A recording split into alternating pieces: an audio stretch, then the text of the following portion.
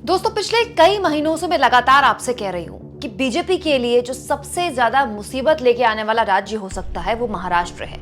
वहां के opinion poll भी बीजेपी को टेंशन देने वाले हैं। और अब जब पहला चरण चुनाव का मात्र 15 दिन के करीब करीब रह गया है, महाराष्ट्र से बीजेपी के लिए एक सर्वे आया है जो उसके लिए मुसीबत तो खड़ी कर ही सकता है, साथ में जो मोदी जी के 400 प्लस का नारा है उसकी भी हवा निकाल सकता है। दोस्तों, एबीपी सी वोटर के सर्वे ने महाराष्ट्र में बीजेपी के लिए मुश्किल खड़ी कर दी है। दोस्तों, वो महाराष्ट्र जहां दो पार्टियों को तोड़कर शिवसेना और एनसीपी 4 कर दी गई। शिवसेना शिंदे की शिवसेना, शिवसेना बाल ठाकरे की शिवसेना, एक एनसीपी अजित पवार की एनसीपी और एक एनसीपी शरद पवार की एनसीपी। अब इस महाराष्ट्र में बीजेपी के लिए लगता नहीं कि इतने जुगाड़ करने के बाद भी बात बन रही है। दोस्तों, एबीपी सी वोटर के सर्वे ने यहां महाराष्ट्र को लेकर बीजेपी के लिए एक बहुत बड़ी मुसीबत वाली खबर रखी है। वो ये कि इस सर्वे बताता है कि महाराष्ट्र में केवल 31% लोग हैं जो केंद्र सरकार के कामकाज से खुश हैं। 30% लोग हैं जो सरकार के कामकाज से कम खुश हैं।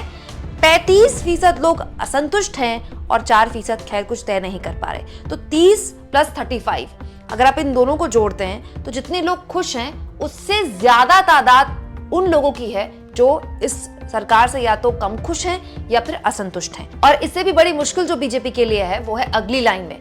एकनाथ शिंदे को लेकर जबरदस्त नाराजगी महाराष्ट्र में लोगों के बीच, इतनी कि 35% लोग कहते हैं कि वो अपने मुख्यमंत्री के कामकाज से खुशी नहीं।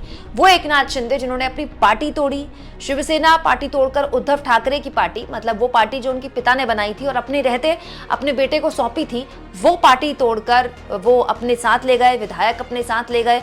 उसके बाद बीजेपी ने उनको सीएम बना दिया। अब लोग कह रहे हैं कि वो एकनाथ शिंदे के कामकाज से, मुख्यमंत्री के कामकाज से खुश नहीं है।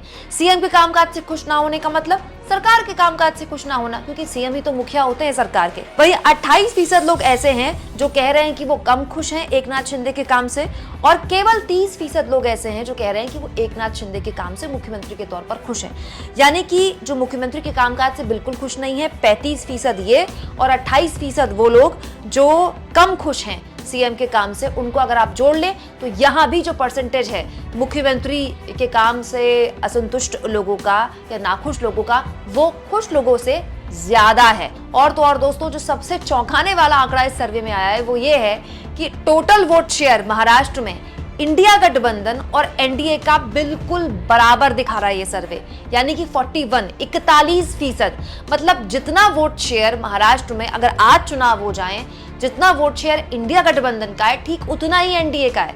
मतलब कि जो तोड़फोड़ दो पार्टियों में मचाई गई, वो तोड़फोड़ करके उद्धव ठाकरे की सरकार गिराई गई, महागाड़ी सरकार गिराकर एनडीए सरकार बनाई गई। एनडीए सरकार में फडणवीस का डिमोशन करके उनको डिप्टी सीएम बनाया गया, शिंदे को सीएम बनाया गया, अजित पवार को डिप्टी सीएम बनाया गया। इन सब से हासिल क्या हुआ? इतना करने के बावजूद भी कांटे की टक्कर इंडिया गठबंधन वोट शेयर में दे रहा है हर लिहाज से, न केवल बीजेपी को बल्कि पूरी की पूरी एनडीए को। दोस्तों, महाराष्ट्र बीजेपी के लिए बहुत ही जरूरी राज्य है। यूपी के बाद आप कह सकते हैं कि सबसे ज्यादा उम्मीद बीजेपी को महाराष्ट्र से है। क्यों? क्योंकि यूपी के बाद 80 सीटें यूपी में आती हैं और 48 यानी कि 48 सीटें महाराष्ट्र में आती हैं। और अगर वहां बीजेपी का सपना टूटता है तो मोदी जी का 375 प्लस या 400 प्लस जो भी नारा है वो नारा अधूरा रह जाएगा। क्या आपको भी ऐसा लगता है? दोस्तों, कमेंट बॉक्स में जरूर लिखें और जितना हो सके चैनल को शेयर करें, सब्सक्राइब करें और थैंक्स और ज्वाइन के ऑप्शन से अगर आप चाहें तो कुछ आर्थिक मदद भी चैनल की कर सकते हैं।